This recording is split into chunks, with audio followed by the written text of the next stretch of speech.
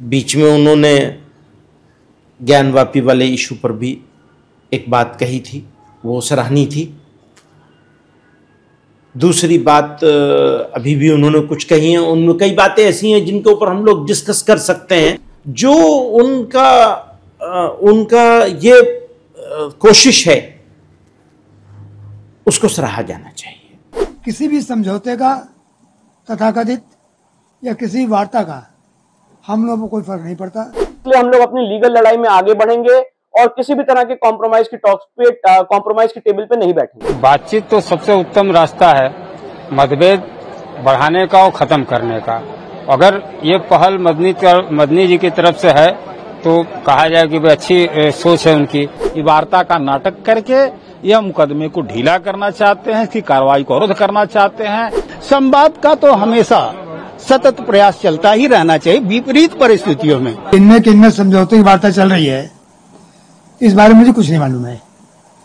तो मैं इतना स्पष्ट कर देना चाहता हूँ कि मैंने और मेरी लीगल टीम ने उन सारी मंदिरों को जिनको तोड़कर मस्जिदें बनाई गई हैं गुलामी काल में, उन एक एक को वापस लेने के लिए हम आगे बढ़ चुके हैं।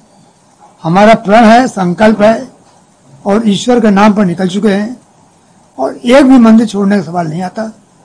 किसी भी समझौते का, तथाकथित या किसी वार्ता का हम लोगों को कोई फर्क नहीं पड़ता।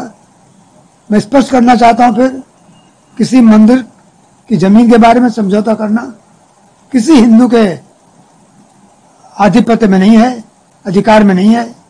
कोई जमीन मंदिर की भगवान की होती है और भगवान की जमीन के बारे में कोई मनुष्य समझौता करके दूसरे को नहीं दे सकता। जो मंदिर एक बार बन चुकी है वो मंदिर है, आज भी है। उन एक को वापस लेना हर हिंदू की ड्यूटी है, कर्तव्य है कि उसको वापस ले। हम इस दिशा बढ़ चुके हैं और हम किसी प्रकार का समझौता न विश्वास करते हैं, न करेंगे, न कोई भी केस इसी प्रकार से वापस होगा।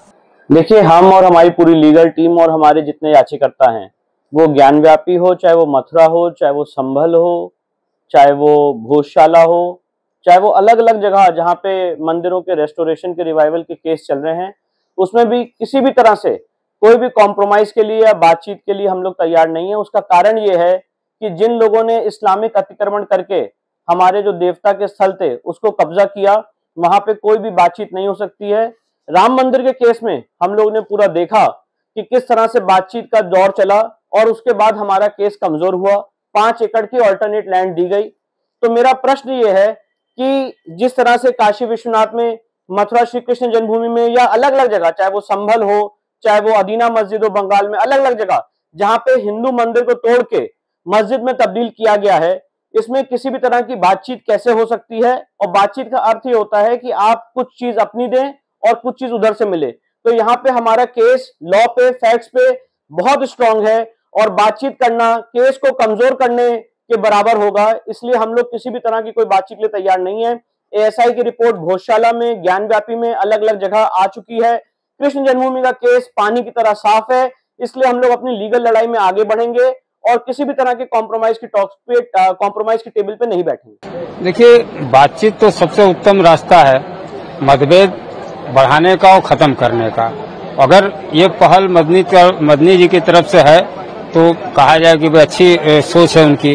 क्योंकि जो इस्लामिक आक्रांताओं ने भारत में जो गलतियां की हैं, भारत के मंदिरों को, भारत की संस्कृति को, भारत की कहा जाए कि आत्मा को जो ध्वस्त करने का प्रयास किया था तमाम इस्लामिक आक्रांता, तो उनके द्वारा की गई गलती को आप जस्टिफाई आज नहीं कर सकते हैं। आपको कहीं न कहीं पहल, सकारात्मक रोल मुस्लिम समाज को भी आगे बढ़ के करना होगा। देखिए, जो इस्लामिक आक्रांता तो उनसे भारत के मुसलमानों का कोई लेना देना नहीं है। वो कोई अरब से आया था, कोई उज्बेकिस्तान से आया था, कोई कहीं से, कोई अफगानिस्तान से आया था। भारतीय मुसलमानों का उनसे लेना देना नहीं। भारतीय जो मुसलमान हैं वो भारत के ही हैं। उनके डीएनए में सनातन हिंदुत्व भारतीयता है। इसलिए अगर ये पहल वो कर रहे हैं, इस तरह की सोच रख रहे हैं कि बातचीत से इसको समाप्त किया जाए या इस कटुता को खत्म किया जाए, तो उत्तम पहल है। और हम तो हम लोग लड़ी रहे हैं न्यायालय में। भाई, न्यायालय तो हमारा विकल्प है ही। जितने हमारे मठ मंदिर हैं हम लोगों का प्रयास है कि अधिक से अधिक, चाहे वो ज्ञानवापी हो, चाहे मथुरा हो, चाहे अन्य भी जो मंदिरें हैं जो आक्रांताओं ने ध्वस्त किया था, उसको हम रिवाइव करें और पुनः खड़ा करें। हमारा न्यायालय में प्रयास चल रहा है। न्यायालय के माध्यम से हम संवैधानिक तरीके से हम लोग लड़ रहे हैं, और अगर बातचीत का रास्ता अगर वो पहल कर रहा है तो ये स्वागत योग्य है और पहल करना चाहिए। दोनों पक्ष अगर बैठ सकते हैं तो बैठ जाएं, कहीं कटता नहीं है। ये मंदिर मठ भी उन्हीं का है, मुसलमान इससे अपने आप को अलग न समझें। भारत के जो मंदिर है, मठ है, संस्कृति है, भारतीय है, सब मुसलमानों का है। ये अरब की संस्कृति नहीं है। आज से 10 साल, 20 साल, 50 साल, 100, 200, 500 साल पहले वो भी हिंदू थे, उनके भी पूर्वज हिंदू थे। वो हो सकता है किन्हीं कारणों से वो कन्वर्ट हुए हैं, वो एक अलग विषय है, लेकिन ये मंदिरें उनके भी हैं। राम कृष्ण बुद्ध हो, नानक हो, महावीर हो, सब उनके हैं, उन्हीं के वंशज आज हम सब हैं, चाहे हम हो हिंदू हो, चाहे मुसलमान हो, चाहे ईसाई हो। तो मदनी साहब जो अगर इस तरह के उनके संगठन ने, जमात उलेमा हिंद ने अगर ये पहल किया है, उनके यहाँ अगर इस सोच पंथी है कि बातचीत से कटता कम किया जाए, तो अच्छी बात है, होना भी चाहिए। देखिए, सबसे पहले मैं मदनी जी को कह रहा हूँ कि ये खाली बात से कहना चाहते हैं कि रियल में करना चाहते हैं। यदि रियल में करना चाहते हैं तो एक बार वो ज्ञान माफी परिसर का स्वतः आकर के निरीक्षण करके देख लें कि क्या वह वार्तालाप कहीं गुंजाइश है। चीख चीख करके वहां दीवारें कह रही हैं कि मंदिर के भवनावशेष पर मस्जिद बनाने का प्रयास किया गया। अंग्रेज के समय अंग्रेज का जो जिलाधिकारी थे, उन्होंने लिख करके दिया कि यह हिंदुओं का मंदिर है, हिंदुओं को सौंप दिया जाए। एएसआई सर्वे हुआ, साधारण सर्वे हुआ, सब में मंदिर के साक्ष्य मिले। अब इसमें वार्ता करने की क्या है, कुछ रह गया है? अरे वो जाकर के सीधे एक बार दर्शन करें और अपने मजहब के लोगों को समझावे कि हिंदुओं को सौंप दें। अब वार्ता वहां होती है जहां कुछ अवशेष मस्जिद और मस्जिद दोनों के होते हैं। वहां पर अगर आप, आज भी मैं कह रहा हूं, फोटो भी देखे होंगे, आप लोगों के न्यूज द्वारा भी दिखाया जा रहा है कि जिसको मस्जिद कहते हैं उसका पश्चिमी द्वार चीख चीख के कह रहा है कि मैं मंदिर का अवशेष हूं। खंडहर बता रहा है कि मंदिर का अवशेष हूं। दीवारें पर घड़ी, घंटा, कलश, हाथी बने हुए हैं। जो एएसआई सर्वे में कम से कम 850 पेज का रिपोर्ट लगाया गया है, उस उन्होंने स्पष्ट लिखा अपने फाइंडिंग में कि मंदिर के अवशेष पर मस्जिद बनाने का प्रयास किया गया। तो उसका पढ़ लें, साधारण सर्वे पढ़ लें, एक बार दर्शन कर लें। तो अगर उनको वार्ता जैसा लगता हो तो वार्ता करना कहीं से कोई दिक्कत बुरा नहीं है, लेकिन वह हिंदुओं को सौंप दें और सौंप करके भाईचारा का निबंधन करें, नहीं तो विथ कास्ट उनको सौंपना पड़ेगा। मामला तो कोर्ट में है, कानूनी लड़ाई आप लोग लड़ रहे हैं। एक तरफ अंजुमन इंतजामिया मसाजिद कमेटी कहता है कि हम इतनी आसानी से थाली में परोस के नहीं दे सकते, तो क्या लगता है कि अभी वो स्थिति है कि बैठ के बात करने से हल निकल सकता है? जब एक तरफ कह रहे हैं कि हम थाली में परोस के नहीं दे सकते हैं, अंजुमन इंतजामिया कहे भी हैं, उनके सचिव कहे हैं, उनके सचिव एएसआई सर्वे जो साधारण सर्वे हो रही थी, तो कहे कि सर्वे मेरे सीने पर होगा, होने नहीं देंगे, गर्दन कटा देंगे, नहीं होने देंगे। तो वार्ता कैसे होगी? वार्ता तब होगी जब आप सत्य को स्वीकार करके चलेंगे। वार्ता तब होगी जब सत्य इतिहास के पथ पर चलेंगे कि इतिहास क्या कहती है, सत्य क्या है, सामने क्या है, तब न होगी। ये वार्ता का नाटक करके यह मुकदमे को ढीला करना चाहते हैं, इसकी कार्रवाई को अवरुद्ध करना चाहते हैं, क्योंकि अभी 350 साल हो चुका। 400 साल तो लड़े, हमारे अयोध्या की लड़ाइयां लड़ी गई, उसके बाद लास्ट में निर्णय हुआ, मंदिर बना। अभी भी कहते हैं नहीं हो। ये तो स्पष्ट है कि मंदिर है, और मंदिर तो सौंप दिया जाए, देख लें, अपना वार्ता का करना है उनको सौंप देना है। और ये सिर्फ वार्ता का नाटक करके मुकदमे की कार्रवाई को रोकना चाहते हैं, अवरुद्ध करना चाहते हैं। पहले तो अपने तरफ से तैयार हो जाएं। उनका कई मदनी जी का स्टेटमेंट आ जाइए, उनका अंजुमन इंतजामिया सचिव का स्टेटमेंट कुछ और आता है। साधारण सर्वे और एएसआई सर्वे हुआ, एएसआई सर्वे 90 दिन का हुआ, एक एक बिंदुओं पर, एक एक चीज पर देखा गया, कहीं मस्जिद का अवशेष नहीं मिला। मतलब आप ये सीधा कह सकते हैं कि अगर कुछ अवशेष मस्जिद का होता तब वार्ता हो भी एकदम, कोई भी अवशेष होता, कुछ भी होता, न वह वक्फ की संपत्ति है। कभी कहते हैं कि औरंगजेब यहाँ का बादशाह था, तोड़ के बनाया, तो बनाया तोड़ करके तो मस्जिद मंदिर को पूरा मलबे समेत हटा के बनाता। क्या जरूरत है खंडहर छोड़ देने का? आज वो खंडहर चीख चीख कर रहा है, अपमानित करके कह रहा है कि मैं मंदिर का भवनावशेष हूँ, मंदिर हूँ, मस्जिद में पढ़ा जा रहा है। तो वो लोग कहते हैं कि हम लोग विवादित जगह पर नमाज पढ़ेंगे तो खुदा कबूल नहीं करता है। फिर कहते हैं कि मेरा मजहब कहता है कि हर चित्र कलाकारिता नहीं होनी चाहिए, प्लेन होना चाहिए। तो उनकी कथनी और उनके लोगों के फॉलोअर में हम लोग को समझ में, व्यक्तिगत मुझे समझ में बहुत कम आ रहा है।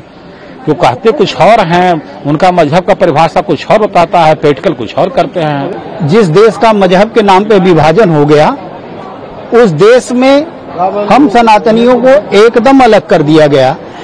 इस विषय पर अयोध्या, मथुरा, काशी के अलावा बहुत से ऐसे मंदिर हैं जो हमारे सभ्यतागत मानदंड के आधार स्तंभ रहे हैं, उनको कैसे छोड़ा जा सकता है? उनको अवश्य ही मदनी जी वापस करने का ऐलान कर दें। तहे दिल से उनका अभिनंदन है। भारत माता और राष्ट्र के प्रति, वंदे मातरम के प्रति निष्ठा व्यक्त करें, अवश्य है। हम लोग भी जानते हैं कि वो किन काल परिस्थितियों में, किन स्थितियों के नाते कभी मतांतरित हुए हैं, भय भूख के नाते हुए हैं। उन सारे बातों को अतीत में दफनाया जा सकता है, लेकिन वर्तमान समय में इन विषयों पर अयोध्या, मथुरा, काशी जो हमारे सभ्यतागत विषय हैं, अन्यान्य मंदिर भी हैं जो हमारे देवस्थली हैं, क्योंकि मंदिर हमारे मैथोलॉजी में, हमारे विचारों में, हमारे चिंतन में केवल पूजा पाठ के स्थान नहीं है, वो हमारी चेतना के जागरण के स्तंभ हैं। इसलिए उन पर हम रिक्लेम कर रहे हैं, उनको पुनर्स्थापित करने की बात कर रहे हैं। तो अवश्य ही इस विषय पर मदनी जी को विचार करना चाहिए। एक तरफ जहां अंजुमन इंतजामिया मसाजिद कमेटी कहता है कि हम थाली में परोस के नहीं दे सकते, दूसरी तरफ ये कहते हैं बैठ के बात कर सकते। ये सब अंजुमन इंतजामिया मसाजिद हो या मथुरा के केस में जहां हम कॉन्टेस्ट कर रहे हैं, इन दोनों ही विषयों पर जो भी फ्रेंड हमारे प्रतिपक्ष हैं, वो सब मुहरे मात्र हैं। उनको इंटरनेशनल फंडिंग है, उनके सहयोग है, मॉरल सपोर्ट मिल रहा है, हर तरह का उनको वैधानिक सपोर्ट मिल रहा है, और बड़े से बड़े लायर उनके साथ आकस्मिक कैसे खड़े हो जा रहे हैं भाई, बिना पैसे के, बिना सपोर्ट के। तो उसके पीछे बहुत बड़े साजिश है, षड्यंत्र है। उसका समाधान करते हुए अगर खुले दिल से आ रहे हैं तो स्वागत है। और इस विषय पर हम देश के विभाजन के बाद एक देश पहला 15 अगस्त 1947 को पाकिस्तान बना, एक इस्लामिक राष्ट्र बना, और सन 1971 में जो दूसरा देश बना बांग्लादेश, वह भी इस्लामिक राष्ट्र बना। तो हम अपने को कितने तक जाके, कितने स्तर पे जाके बिखेरते रहेंगे, तोड़ते रहेंगे। अब वो कोई तो डेडलाइन होनी चाहिए। वो यही डेडलाइन है कि हमारे सभ्यतागत विषय उन पर हम रिक्लेम कर रहे हैं, उस पर हम पूरी तरह से दृढ़ हैं, निश्चय किए हैं कि वो हमें लौटने चाहिए। क्या वो अभी स्थिति है कि बैठ के बातचीत हो सकती है? संवाद का तो हमेशा सतत प्रयास चलता ही रहना चाहिए विपरीत परिस्थितियों में। मैं तो कहता हूं कि इजराइल को भी फिलिस्तीनियों से लगातार संवाद करता ही रहना चाहिए, संवाद बने रहना चाहिए। और संवाद से बातें निकलती हैं, बहुत से लोगों की जो कुंठाएं होती हैं और जो विभेद होते हैं उसका समाधान होता है। इसलिए संवाद तो लगातार बनाए रखें, अच्छी बात है। इसी देश में रहना है उनको, यहाँ से छोड़ के जाना नहीं है। तो हमारे साथ रहना तो भाई सतत संवाद बनाइए और रास्ता निकालिए। इस देश के मान वर्धन का जो हजारों वर्षों की सभ्यता है उसका सम्मान करिए।